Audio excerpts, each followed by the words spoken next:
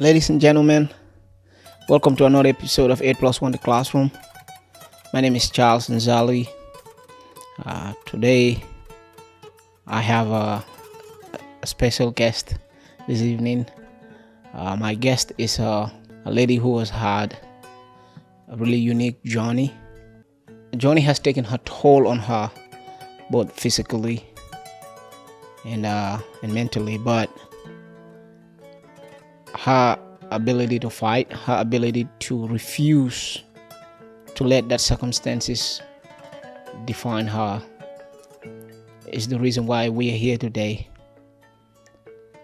Ladies and gentlemen, I have Genesha Leshay with me today. Welcome to 8 plus 1 The Classroom. Thank you. It's Genesha. Genesha with a J? With a G sounds like a J. Oh, Genesha. Yeah. Okay. There you go. I'm sorry. Sometimes the accent okay. the accent gets in the way. It's okay. Honestly, a lot of people mispronounce my name. So it's common. It's okay. It's okay. What does it mean, the name? Well, actually, I never got a definition from my mother. Mm-hmm. However, in college, a classmate told me that it sounded similar to the Hindu god Ganesh. And so after looking it up, I found out that Ganesh was the remover of obstacles. Mm-hmm. And as you so eloquently explained in my bio, I've had a lot of obstacles that I've had to overcome in my short experience here on earth. So I thought the name was very fitting. I don't think my mother knew that was the name was similar, but definitely I can see some similarities with the name Ganesh because of what I've been through. That's powerful. Very. I didn't start first of all by asking how are you. Excuse my manners for that. How are you? I'm well. That's good. Yeah. Thank you. You're welcome. So usually when I start my interviews, I start by asking people about their upbringing because I am a huge believer that your upbringing plays a huge role in the person you become as an adult. Mm-hmm. How was your upbringing like? I'm gonna be candid. Mm-hmm. My upbringing was rough, very rough. I didn't, and there's very few people Mm-hmm. who know my upbringing. Mostly the people who've been closest to me. But I grew up with my great grandmother for a short stint. She died of lung cancer when I was 10. Prior to being with her, I was in foster care. She passed away after a year of me living with her. Then I went back into foster care. And from then I was 14, started working through Full Employment Council here in Kansas City. First job, and was still in high school. And unfortunately ran away from the system because I wasn't getting treated right. And as you said, I've always been a fighter. Mm-hmm. And so physically at times, as well as, emotionally and mentally. And so I ran away from the system at 14 and started raising myself. I was working. I was living with different friends. And from there, I started my life. And that's just the short version. Okay. I mean, I think it's in-depth enough. Yeah. For us to read between the lines and understand exactly what you were saying. I mean, foster care alone is not the best of it. Right. No child wants to go through the foster care. I want to be with my parents if possible. Mm-hmm. So if it's not possible and I have to go through the foster care system, I mean, that's already enough. This evening, I just want us to talk about a journey that you took. You were ill for a while, Mm-hmm. and you decided to take a natural way of healing your body, which Yeah. is through food. Uh-huh. Being from a place where there's a huge presence of healing through herbs and food and leaves and stuff like that attracted me to your story. Can you take us through that experience of? Well, so prior to becoming ill, I, as most African Americans, was indulged in the soul food eating. So I used to eat a lot of soul food growing up, and I loved it, of course. So I was always the cook in my family, when we ever, and I didn't have the family gatherings, I would feed my friends. I would always feed my friends. They always knew they could come and get some good food from me, right? But I always had it in the back of my mind that I wanted to be in business, because actually as a child, I thought I was going to be a doctor. I used to study the anatomy of the body, and I love science, so I thought I was going to be a doctor. And I said, that's too much schooling. I love to learn, but I don't want my whole life to be in college. This is what my child brain is telling myself, right? Yeah. Like, I want to be a businesswoman, and I love to cook. I had always loved eating good food. My great grandmother was a really good cook. My brother's grandmother was a phenomenal cook. So I was submerged around women who could cook, before I had got out on my own. So I always knew that I loved to cook good food, and I love to bring people happiness through food. It's a no greater feeling to cook something good, and especially yourself being from Africa and probably having that big family. Yes. And so I would love to see the smile on people's faces after they would eat my food. But fast forward, I got sick, and I'm still eating this soul food diet. I go to doctors when I first started getting my symptoms of ulcerative colitis, and I thought I was dying. I had a 8-year-old child, a little girl, and not having that family structure, my mind immediately went into panic mode. And I'm thinking I'm dying of cancer. The symptoms were very, very harsh, and I didn't know what to think. The doctors didn't give me the right information immediately. And I always tell people that's the key when you're dealing with any illness, is to knowing what it is you're dealing with, so that you can get the tools you need to heal yourself. If you don't really know what you're dealing with and you're just getting pills, you're not going to know, what to do. So the cooking part came naturally, because that's just my passion. I love to cook good food. I'm the type of person to go to a restaurant and eat something good, then I'll go home and figure out how to do it myself, because not that I don't want to pay you, I just love that creativity. I love art. It's within me. So I like to make my food look presentable as well as taste well. So that was just the passion in me flowing through. But my ultimate goal was to teach people how to eat healthier food, or to show people healthier ways of eating, because although we're African Americans in this country, we're eating all this food that was passed down to us, the way of eating through slavery, that we don't have to continue to eat. Like, you can still eat some good food, but it doesn't have to be doused in vegetable oil or breaded in white flour that's going to stick to your gut and cause inflammation. So I wanted to show people it could still be good, healthy, flavorful, and you can still enjoy your food. So that's why I started Blissful Soul Kitchen.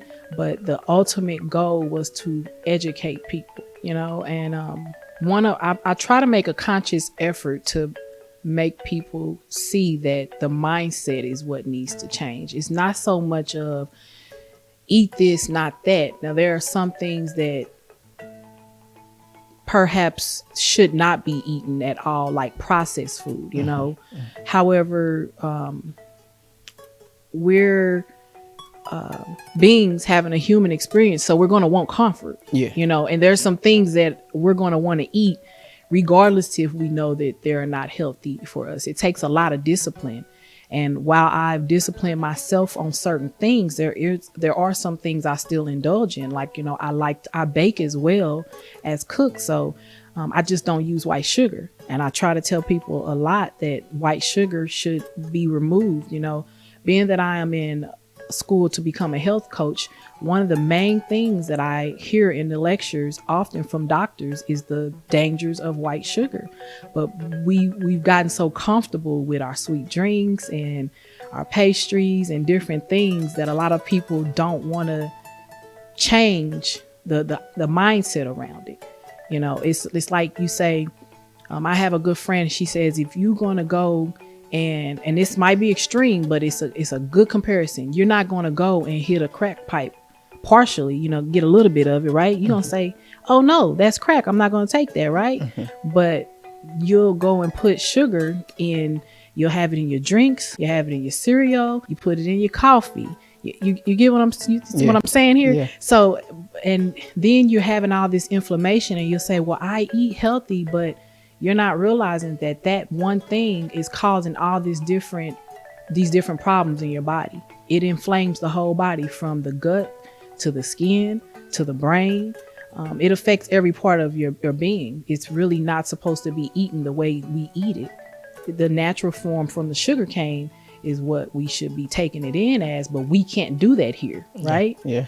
So people a lot of times don't want to change their mindset, but this is what we need to do in order to make better decisions. And this is what I had to do for myself, because I did, and I still indulge. As I said, I eat my sweet things, but I make sure I'm conscious to not overdo it. And there's so many alternatives that are healthier than the white sugar. There's really no excuse for us to have to use it as often. And that's just one thing. White flour, white sugar, too much wheat pasta, white pasta, any of the white items cause inflammation in the body. But because we don't hear this enough, a lot of us aren't mindful of it. So that's what I try my best to do, is allow people to see the mindset needs to change. I try not to preach, as you said. I really do. I try to, take more of a laid back approach and just share my journey with people. But just being honest too, because, pop tastes good, but it's like pouring acid into your body. Yeah. I mean, and that's, I know that's one thing that doctors tell people. There's no healthy pop, but we still drink pop. Shout out to one of my friends. If he sees this, stop drinking pop. I tell him all the time.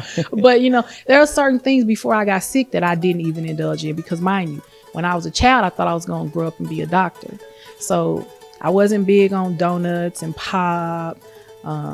Just certain things that I already knew growing up wasn't good for me. But there were other things that I did that, are probably contributed to me getting sick. It's interesting that you mentioned sugar. Okay. Because if you buy the packet of the sugar, right? If you look on the packet, it's 3% of that thing is actually sugar. 3%. Yeah. It's deep, the food that we're getting nowadays. It's more serious than we realize. Before we did this interview, I was doing research and I come across some statistics that blew my mind. It says 80% of African American women deal with some type of obesity one way or the other. Yes. And sugar is in the center. Yes. Of that. Yes. And mind you, this is done strategically. Yes. So I'm glad you said that. It's done strategically because what they do is they target these communities, the African American communities, right? Because the average African American woman is either stressed out by bills or financial stress or some type of stress, right? So when we stress, we eat to fill that void. We eat. Yes, emotional eating. Yeah. Yes. So when we are eating to cover these emotions, what we are doing is we are injecting a lot of sweet stuff, candy, sugar, pop, all these coffee, and with a lot of sugar, sweetener, and all kinds of stuff in it. So it's scary to know that 80%. And I'm going to add to that. I recently learned that within the next 10 years, they predict It's a study that I learned from through a lecture from school that 60% of children are going to have diabetes within the next 10 years. And we're, as you stated, at the top of that list. This is serious. Yeah, it's sad you did say that, because that was in exactly what I was reading. Has that information too, and a huge percentage of that is going to be from pop. People giving kids soda and sweets and ice cream at a very young age, 7 months old. People, and you know why that it's going to be so bad? Because sugar is equivalent. That's where I was going with the analogy on crack. It's equivalent to hitting a crack pipe. Scientists will tell you it goes straight to your brain. Sugar is the cousin of cocaine. Yes, it's the euphoric high it gives you. You know, right now I forget the name of the. I forget the name. It'll come to me. What serotonin it creates in your brain, right? And that high you get from it. Back to what you said. Yes, the stress when you have that emotional eating, and are you eating any processed foods? They're hiding it in all kinds of different things that shouldn't even have sugar in it. And it's not always going to say sugar. And here comes the education. It's high fructose corn syrup. It's any sucrose. Any word with sucrose. It's sugar. You know, and they're changing the word so we can't figure it out. That's the deception. They're putting it in so many different things, and they're making this is the sad part. They know that we're overworked, we're overstressed, our family structure is broken, and so they're targeting us in commercials. They're putting up more fast food places in underprivileged neighborhoods, and grocery stores are being lined with the processed foods in the front, you know. And then if it is one in a low underdeveloped area, it's going to be a grocery store that the produce is going to be more expensive. So not only are we not educated to eat the whole foods, we're not going to want to get them anywhere, because we can get these financially this stuff that's much cheaper and feed our family quicker, because we have one income homes, or we're so stressed out or tired we don't want to take the time to prepare a meal. And that's where I come in. It doesn't take as much time as we think. It's again the mindset that has to change, because what you're doing is setting yourself up for a lifelong sickness that's going to come, and then you're going to have to pay one way or another. Either you could pay now and get things that are more healthier for you, take a little time and evaluate your situation so that you can make better choices, or you're going to get sick eventually, and maybe you haven't done things right where you can get the quality health care you need, and now you're on Medicaid or Medicare, and you're still not going to get the best health service you need for your situation, and you're going to get pumped up with pills. And if you don't have life insurance, then you're going to leave your children with it's a whole vicious cycle. This is political. Yes, it is. This is so deep rooted, right? For me, I am from Gambia, West Africa, right? I see how we eat back home. It's a little healthier, but it's not no better either, because we can do a little better. But as far as what I see people eat here, right? People eat breakfast, lunch, and dinner from food that is canned food. Yes. Pop, soda. It's like every day. People don't even drink water anymore. No. It's like they say it's nasty. Yeah, their daily liquid intake is all soda, pop, juice. And it's not real juice. Yes, it's sugar water. And it's scary with the diet, how people eat in this country. And the sad thing is, you know, that same research that I did says 60% of the sicknesses that people deal with is healed by food. Yes, it's all preventable first. Yeah, but if you do get something, you can reverse it. Everything we take in, there's a saying, you are what you eat. We are literally what we eat, just as we are our environment. You know, environment, food, family, love, career, all of that is our health, Yeah. you know? Yeah. So, Sick bodies don't make money. no. Sick bodies don't make money. Sick minds don't make money. No. Sick environments don't make money. No. You know, No. it's a lot to this. It is. But the unfortunate part about it is that, as you said, it's a setup, you know? Yeah, it is. It's big money in sick people. Yeah. Yeah. Insurance, hospitals. You know what I mean? Government funding. Yes. It's a lot that goes into these things. I mean, sometimes, you know, I have seen situations where people are like, oh, if only women can start cooking again, this will be better. You know, men, we always throw it on the woman. We always do. You can only do but many, but up to a certain, your reach can only go far to a certain extent. I mean, you have 2-3 jobs running around trying to take care of your kids, then cook. The easiest way is on your way home, just grab a McDonald's, just grab some fast food on your way home and feed the kids instead of going home and cook. You're probably getting home late. So it's a lot of restructuring that needs to go and get into all of this in order to accommodate an easy lifestyle. And it's very doable. It is. I'll have to speak again candidly for myself. I'm a single woman. I've been single for 7-8 years now. It was at the beginning of my sickness that I began to be single.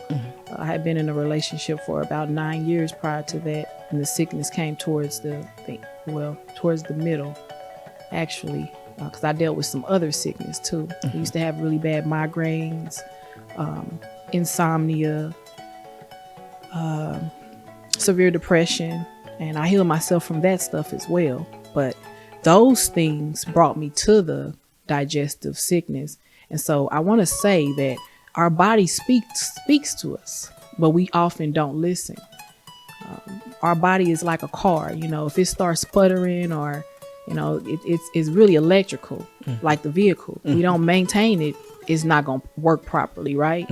So although it's challenging, it's doable, like you said. It's just we have to change our mind. I'm a single parent with 2 children, and I make it a priority to feed my girls healthy food because I know I want them to have a good life, and I know they can't have a good life without good health. So it's what are your priorities?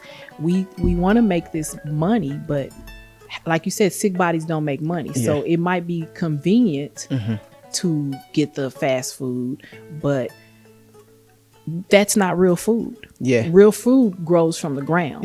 And it's in its natural form. Yes, it's not in a box, it's not in a package, it's in its natural form. Now it may be in a package to, you know, for you to buy it, but it's not going to be pre-prepared unless, you know, you're buying something that's cooked, that's actually food, fruits, vegetables, nuts, legumes, actual food. So and I don't mean to sound harsh, I don't at all.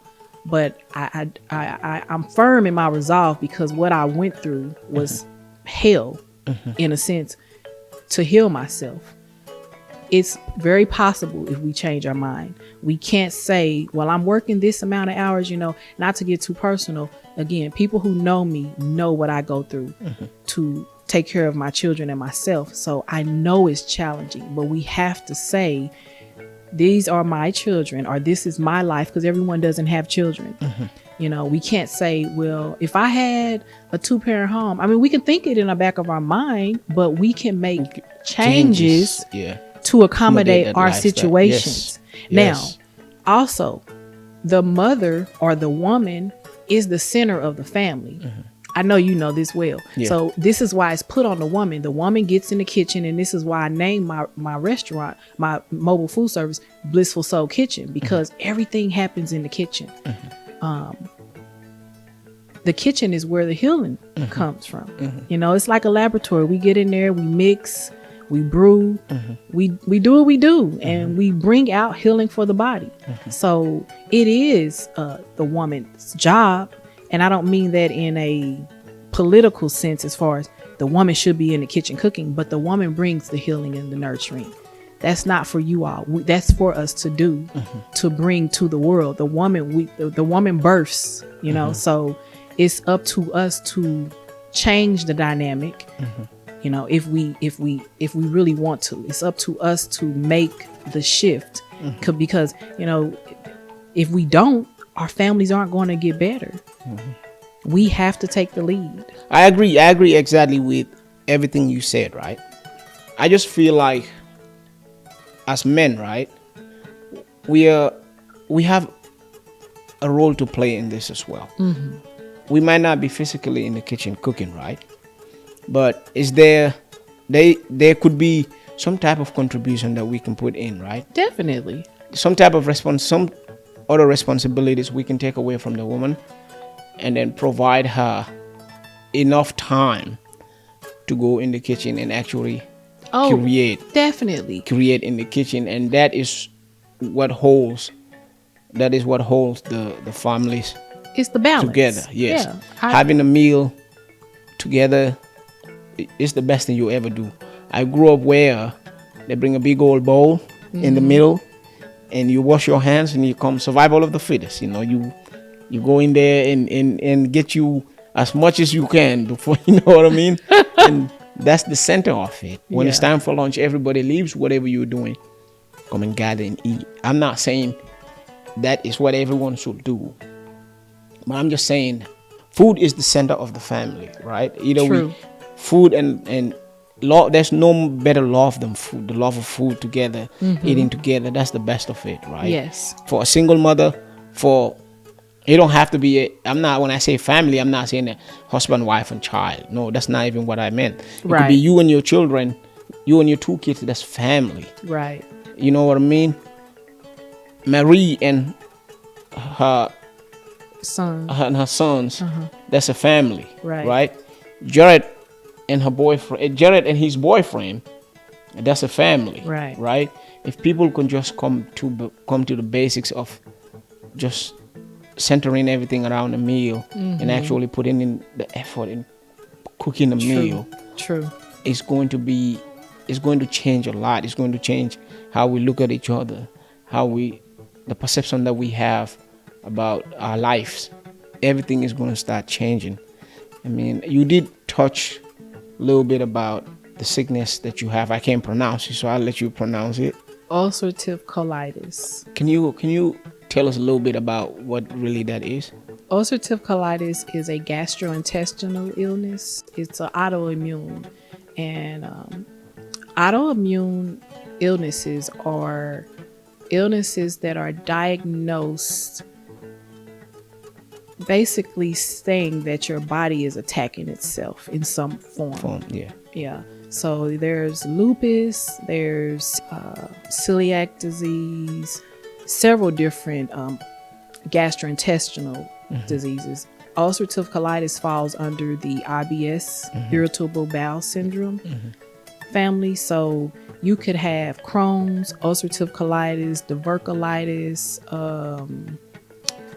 There's several different ones. I can't think of all the different names. The symptoms are all different. It depends on what part of your intestine is inflamed to what you'll be diagnosed with. Well, basically with the gastrointestinal illnesses, the lining of the intestines is eating away. In a sense, that's what it is. It's either sores or leaky gut where your food isn't being digested properly, and so the food particles are released into the bloodstream, and that causes an autoimmune response, and then your blood is trying to figure out what's going on, so it's releasing too many cells and they're attacking each other because they're trying to fight to get you better, but they can't because they're confused because of what you're putting in your body, as well as if you're on medication. It can bring the symptoms down, but your body isn't given a chance to properly heal. And this is my thinking because it's confused, really. And that's really what's happening because you're not feeding it the right things to help it get better. Yes, exactly. And there has been,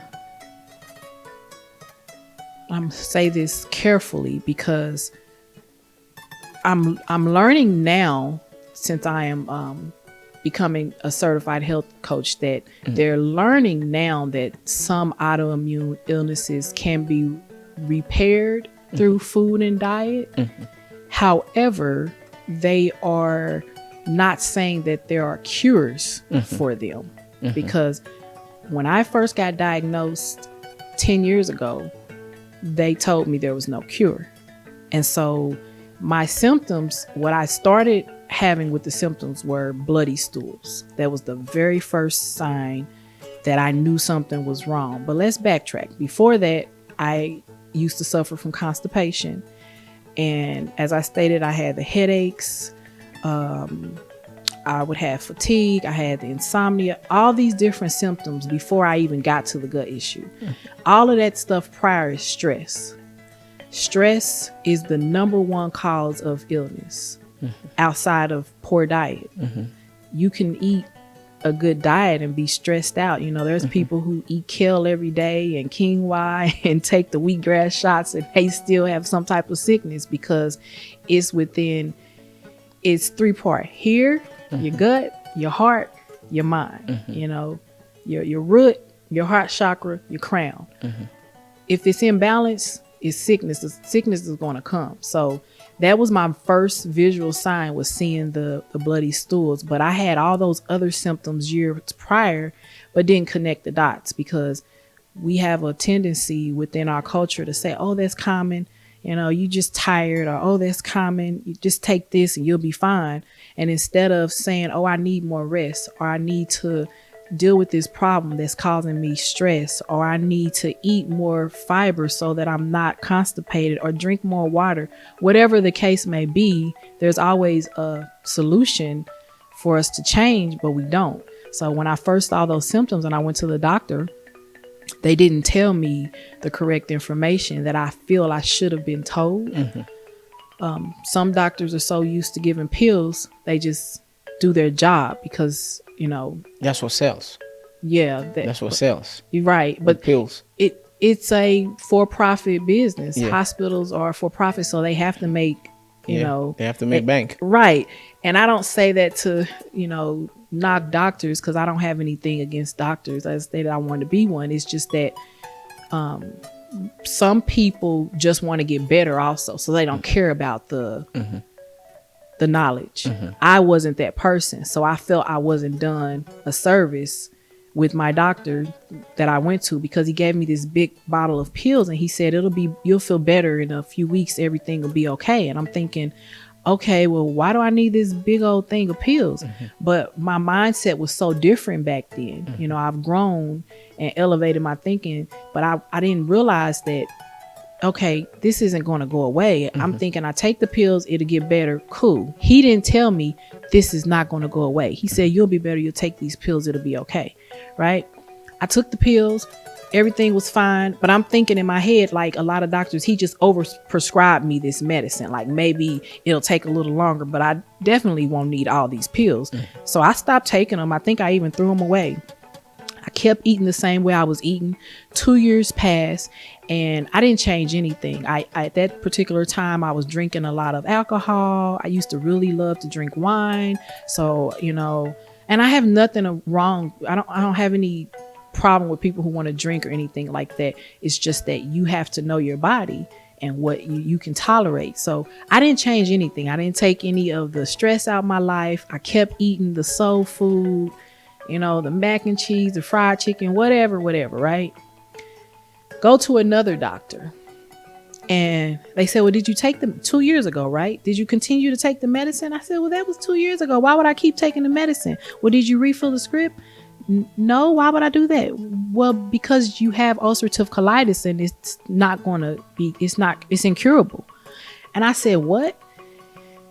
I get upset when I think about this because I started crying and I said, what do you mean it's not curable? I wasn't born with this. What do you mean? You know? And they said, well, it won't go away. You have to take the medicine if you want to feel okay. And I said some pretty harsh words, but I said, that's not true. I think I said, you're not God. I think I said something like that. You can't tell me that my body can't heal itself. Yeah. And I like to think of myself as a spiritual person. I've never been religious. I went to church. I was a Muslim at one point, but I'm very much so a believer in a higher power. And I said, you can't tell me that. Yeah. And that fighter spirit came out in me. That's it. And I didn't have the money to find better doctors. I just started taking the pills again.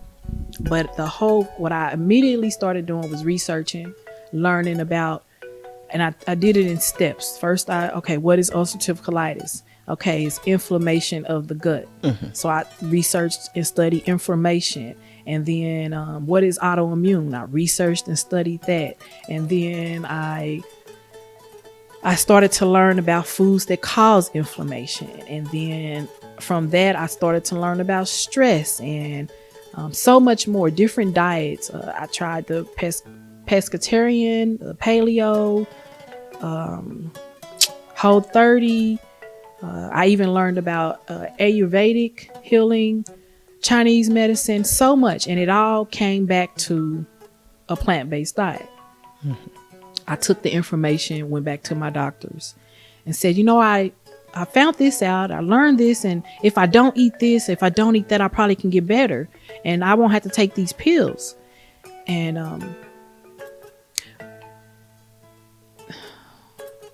it's okay. It's okay. They didn't want to listen to me. I used to argue with them. So finally I said, and he flat out told me, you won't get better. You can't get better. If you don't take these pills, you're not going to be able to get better. And so all this time, I'm raising my daughter. One of the other symptoms, I forgot the other symptoms, uncontrollable bowel movements.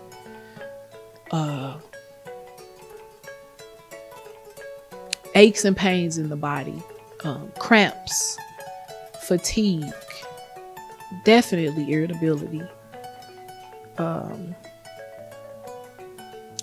It controls your life.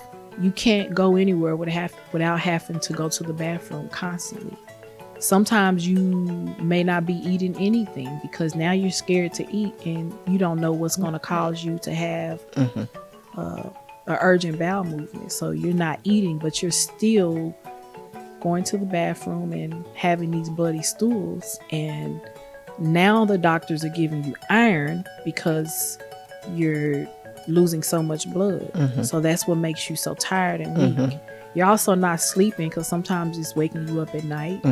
And not to mention the stress, right? Yeah, you're already mentally exhausted from just worrying about, right, are you gonna be okay or not? Right. And then work, you can't really work. Yeah. I called in so many jobs so often, and that adds to financial stress. Exactly. So it's all stress. So my thing was to educate myself, figure out what I could do to get myself better. I have no other way to explain it, that I just knew deep in my heart that I could change it.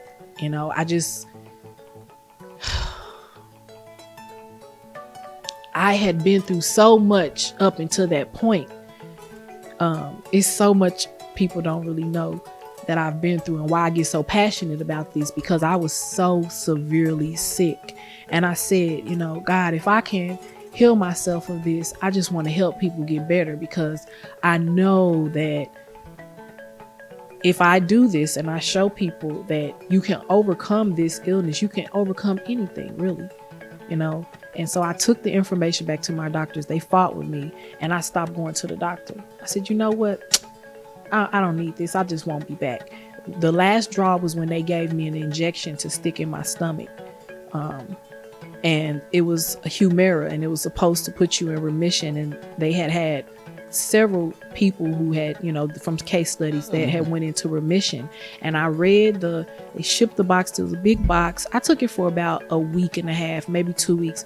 And I kept reading the symptoms, and I kept saying to myself, man, I don't want to end up getting sick like this from all these side effects. And even if I heal this, I'm going to get this or that. And I kept trying to talk to them about it. And I'm thinking, my daughter, what about my daughter?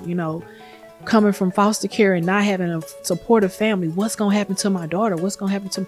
And they were like, well, the symptoms, we haven't really had anyone that caught this or that. I'm like, well, how long have this medicine been around? I had too many questions they couldn't answer. Show me the studies. Like, are these people really not getting this stuff? I mean, it was like 2 paragraphs of side effects. So I said, I'm not taking this anymore, and to see this little child horrified looking at me inject myself and seeing me so sick day in and day out and not understand we're going somewhere to have fun. Mama, why do you have to keep stopping and pull the car over? Why do you have to keep going in the store? Mama, can we just go have fun? And so now I'm thinking, okay, I got to do this. You got this, G. You got to do this because she needs you, right? So what I did, and I'm going on now. I'm sorry. It's okay. It's okay. Okay. So it's okay. What when I was going to the doctor, I had to go through colonoscopies, which they suggest when you have any gastrointestinal illness. And even in doing research about that, I said, I don't want them to keep sticking that camera down in me because there are complications that can come from that as well. But I said, I'm just going to go with my faith. Like I said, I've never really been I'm this and that. I just know that there have been times that I've been through things and it wasn't nothing but God that had to pull me through it. So I said, I'm going to stop going and getting these colonoscopies. I'm going to stop taking the medication. I'm going to get me more books, continue to read, continue to learn. And so I stopped going, and then I took my own money, paid $500, went to a holistic doctor, went in there, did the intake form, told them everything I was doing, what I was using. And she said, wow, you're doing a lot. She said, you're the first person I've ever had that is doing all of this. She said, I was going to suggest this book for you. I pulled the book out of my purse. And she said, whoa, you're doing everything I was going to tell you to do. And I said, well, can I have my $500 back? She said, it don't work like that. I said, all right, cool. But she did suggest a few things for me to do in pill form, and I went and found out how to utilize them in food form. Because again, almost really everything that they put in pills that are natural is in the food. Yeah. Even the drugs, you know, like pain medication, a lot of that stuff is from plants, herbs, right? So I figured out everything that I could use from the plants, and I started incorporating it into my diet. Into your diet. And everything just worked out itself. Yes, over a course of a period of time. Yeah, because just like you just said, they give you 10,000 pills to take instead of just a change in the diet, because the body is going to heal itself out. Sooner or later, those things in the body are going to regrow itself. You're gonna heal when those things come, and then the food that's coming in the system is actually food that has nutrients. It's gonna be absorbed, and then when it absorbs, it's gonna build an immune system that's gonna fight all of these stuff. Our immunity comes from birth. And again, this is a complex, deep subject because the way you're born determines how strong your immune system is. It has a lot to do with your DNA. That's correct. Not even DNA. The way you were born. I mean, if you have a cesarean or a natural birth, our vaginal area when we give birth, it has microbiomes in it that we pass to the baby. Also, if you breastfeed a child, but we're pushed as African American women to have cesareans. We're not getting the knowledge that we need to know that we should not be doing that unless there is some type of medical emergency. I had to have a cesarean with my first child. She's a twin. Unfortunately, I went into labor at 5 months. woke up in a pool of blood and had to have emergency cesarean. And the boy passed away. He was born too early. So I had to have that. 12 years later, I have another child. And because I was not as educated as I am now, I was scared. I was told that if I didn't have a cesarean, I could possibly die because I had one prior, which is not true. Again, knowledge really is power, and also having the right support system to make sound decisions. There's a lot of information from doctors that having a natural birth, meaning through the vaginal canal, is what's best for your immunity, because there are microbiomes that pass through us that we give to the baby. All that stuff that's around the baby when it comes through our vaginal canal is what's going to increase the child's immune system, and all the way up through birth. And then the vaccinations, the antibiotics, all of that we take over the course of our childhood breaks down our immune system. And again, it's known that this is occurring. However, we have the pharmaceutical industry, and we go to the doctor from all these different things, especially like sicknesses and viruses that antibiotics don't heal, but they prescribe them to us anyway because we don't have the knowledge to know, oh, I don't need that, but they'll give it to us anyway to make us feel better because we're so sick and we don't want to go and brew some ginger or take some herbs that are going to heal this sickness from us. Instead, we want a pill because this is what we grew up getting from our parents, right? So we don't know any better. I've been making my own cough medicine for my children, my oldest, before I even went plant-based. I was doing this. I never gave as I just say, she was born early.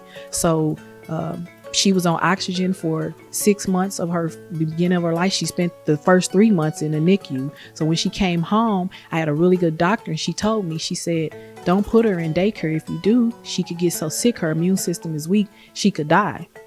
So I listened, struggled, but I listened. And as she got older, I started making her natural tonics to help her whenever she got ill, But see, this is the thing. We don't have the right information as African American people. I put a post up just the other day about this. There's a lot of information that's intentionally kept from us. Yes. That's not even just medical information, financial information. No, right. All kind of it. Information that has to do with daily essentials. This is information that we need in our day-to-day living. Yes. Everything is kept away. And it's insane. When it comes to the things that you were talking about, the child bath, it's very important. Breastfeeding. Yes. The first few days of the child's bath, whatever it is, when the child is breastfed, whatever the child is taken from the mother in the first few days is not milk. No. It's purely what would go into the body as the immune system of the kid. Yes. That is the most important. Very much so. Them titties is not for grown men to suck on. No, it's for the baby. It's for the baby. Yes, that's right. It's for the baby. That's true. You're worried about the wrong things. Right. We are putting, and that's why I'm a big advocate for breastfeeding. I still breastfeed. My daughter will be 3 this summer, and with my oldest I did, but not as I didn't. I pumped actually. Again, I didn't have the right information, and I only did it for 6 months. Had I done it longer, she would have had much greater benefits, right? Yeah. But that's the thing. We're all flip-flopped upside down. We're lost, as a people. We say, oh, I don't want that. Like you said, it's the mindset is just. Yeah. And I actually read somewhere, and not to cut you, right? You're fine. I read somewhere people are having a whole debate on, they are sexualizing breastfeeding to where it's sexual for a mother to breastfeed Yeah. their baby. Yeah. There's a big thing about it being in public. Yeah, People you not go to wanting Gambia, see. a woman will sit in a public transport and just pull up the breast like boop, Yeah. and hand you know what I mean, and Yeah. hold the baby there. The baby is breastfeeding. Right. You know, at least some now people have the courtesy of actually covering their Yeah. their baby while, you know what I Yeah. mean, breastfeeding the baby. Breastfeeding is a really good thing. My Very daughter is breastfed. My wife is still breastfeeding my Right. daughter. She's almost 2. Right. Sometimes it can be a little frustrating. She's Yeah. trying to sleep, and Oh, trust me. yeah, I my know. daughter is an expert. She will pull that boob right out of this Oh, yeah, I know. I've been there. Yeah. whatever it is she got on. The baby can take it off and Yeah, get she'll to figure work. it out. Yeah, Yeah. and get to work. That's how my toddler is. Yeah, it's a good thing. It is. And not only does it create just the medical aspect, the bond that it builds between you and the child Definitely. is one of the most beneficial things ever. It is. It creates a really, really strong bond that you can never break. True. I see the difference between my children day and night.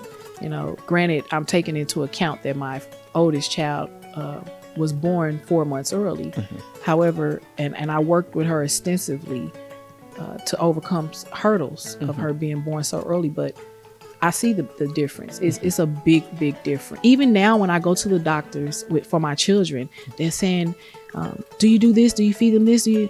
Like I don't already know how to feed my children. Yeah. Like they're malnourished or something because Yeah. I tell them we don't eat meat, you know? And I'm like, no, I know what I'm doing. Yeah, Right?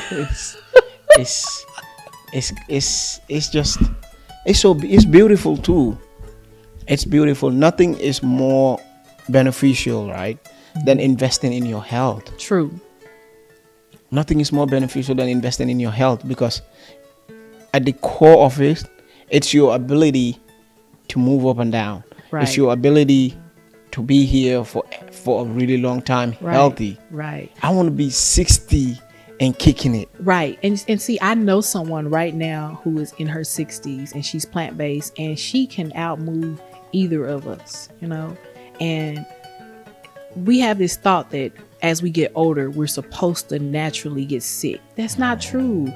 There are certain things that are going to not move as good as they did 20 years prior, but you can be well in your 70s, 80s, and still walk straight up, yeah. have clear eyes, you know, have firm skin. It just depends on how you take care of yourself. We weren't meant to die sick and with cancers. There are certain illnesses that certain genes are predisposed to. However, having diabetes, all these different autoimmune disease, high blood pressure, that is a diet thing. That is not a gene thing. But they tell us this and we say, oh, well, what's your family history? Family history only plays so much of a role in it.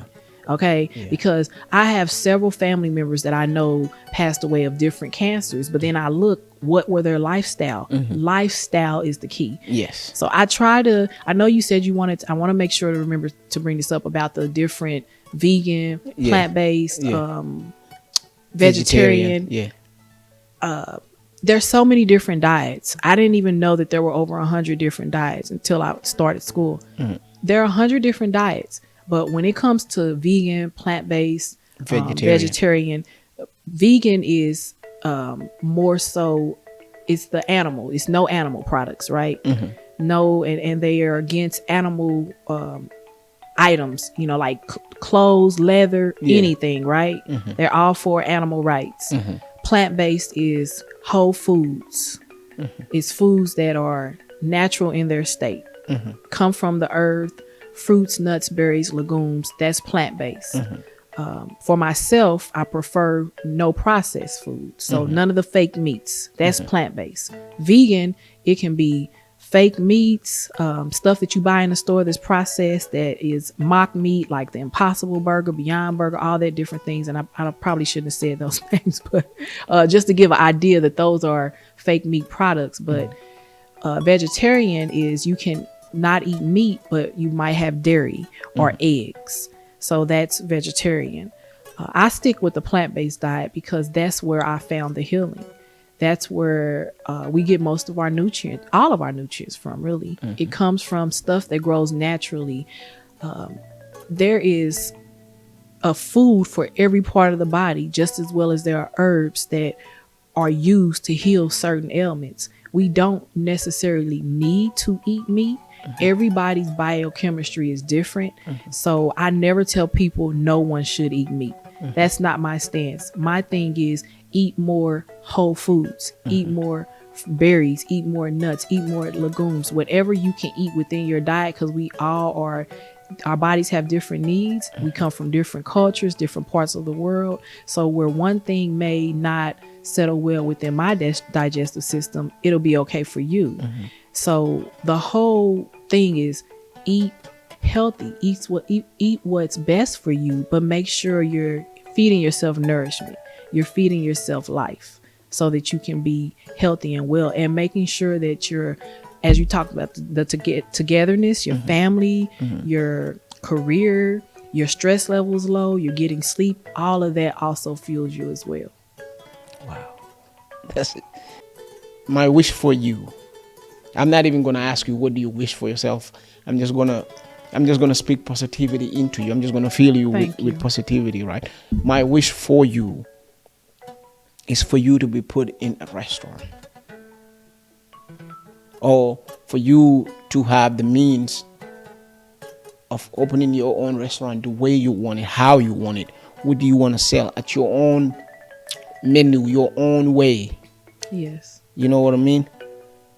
Your own way, your own brand, the Blissful Soul Food way, how you want it in the back of your head. Yes. So you can pour into it enough to serve people, because that's exactly what you are trying to do here. Yeah. So you can heal. Yeah.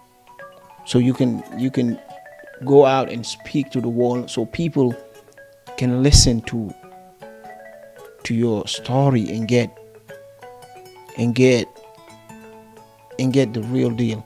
I want you to speak more, make videos on your Facebook, do something. Okay. Yes, do it. You have so much you can offer. Sometimes we have to go through certain human experience, right, to actually get to our purpose. Right? Sometimes we have to be crucified physically. Yeah. Have to walk through the fire. Yes. Yeah. In order to get to exactly what our purpose is. Right. God, the purpose is already, me personally, this is my belief. At birth, your purpose is already determined at birth, right? True. So you sway off your life and go into other things. Yeah. And then life, I don't know if it's God, the higher power will just keep. Sometimes it had to slap you so hard to get you back here. That's true. And that slap sometimes come in all forms of it. Sometimes it comes with sickness because you are not in tune with your body your purpose, and your purpose. Yes, that's it. You better say it. That's it. And that's what I realized. I always say I'm grateful for my sickness. When I got ill, it was one of the best things. Sounds crazy, but one of the best things that happened to me. The more you deviate from your purpose, right? Yeah. The more spiritual and physical illness you're going to face in your life, and that's just natural law. Yep. So it's gonna cause you physical body pain. It's gonna cause you all kind of pain until you turn around and come right back to it. Right, because your soul isn't aligned. It's not aligned with your body. Yep. And you, my friend, you are power. You are power. The information that you are a walking encyclopedia. The information that you have is needed. I wish you nothing but the best. Thank you. Same for you. I wish you nothing but I wish you nothing but the best. What is about to happen to you is gonna be beautiful. Beautiful story. Thank you. Powerful lady. I see why you're single. Not too many can handle this. That's true. I see. And I say that Not with a big head. Yeah, with the most humble. Yeah, if there's some big shoes that you have to. Yeah. And I'm not saying that to be funny or trying I to definitely put anyone down. Yes, I know. You I get what whatever you're saying. you have to pull your pants up. You have to straighten up big time. Very true. There has to be a real bass on your voice. Yeah. And thank you for just coming and sitting down here with me and pouring this much knowledge into this podcast. You've taken me to another level today. Yesterday's prize is not today. It's not today's prize. I give thanks. I'm so grateful that I was given the opportunity to. I'm moving forward. I'm a real podcaster now. People talk about me. You better put some respect on my name. Somebody. Hello, everyone. This is Business Highlight from the 8+1. I am Chef Leshay with Blissful Soul Kitchen, CEO and founder of a plant-based wellness business where I offer plant-based dishes that heal the body and the soul. This is my walnut bliss burger. It's one of my most famous burgers. It is made with walnuts, caramelized onions. I make a cashew cheese for it, and it is one of those burgers that you just want to eat all the time because it just really melts in your mouth.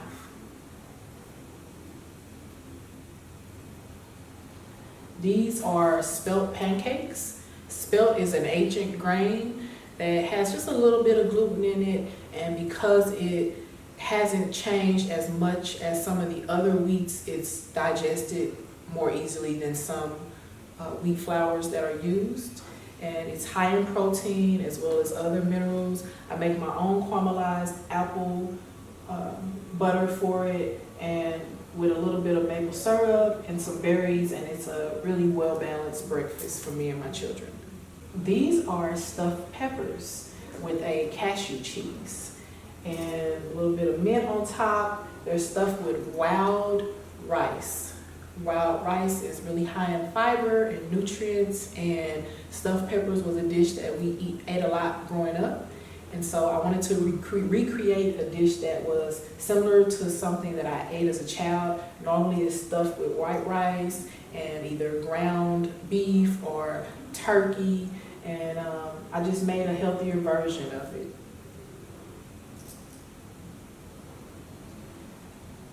This is a Buddha bowl. Buddha bowls are very popular. You can get a lot of different things, maybe 4 to 6 different items in one meal. They're usually high in protein. This one has chickpeas, quinoa, roasted sweet potatoes, spinach, red peppers, and cabbage. And each item offers you different nutrients, as I stated, as well as it's high in protein. So it's a really good meal if you want your carbs, your protein, and your fats all in one. And this is a kale salad with roasted chickpeas, okra, and peppers. And this is a really good meal to have if you want something a little lighter. Okra is something that we brought over with us from Africa, so it's really popular within the African American cultures. A lot of times we fry it though, but you can roast it and it tastes really delicious, and that's what I did here with it. This is a comfort dish that I created to have a brunch type of feeling. So you have your roasted plantains, a chickpea scramble, quinoa with brown lentils, spelt waffles, and that's Swiss chard. Swiss chard is very, very good for you. It's high in several different nutrients, vitamin A, C, E, and I mixed it with a little bit of peppers, and this is one of my favorite comfort foods. I can't usually go out to eat brunch because a lot of brunches aren't the type of brunch I would like to eat, so I make this type of meal when I want that comfort feel of a nice brunch. My business is located in Kansas City, Missouri. We deliver and we ship. You can reach me at 659-2667, or you can email me at blissfulsoulkitchen1@gmail.com. I'm also located on Facebook as Blissful Soul Kitchen and Instagram, Blissful_Soul Kitchen. Thank you.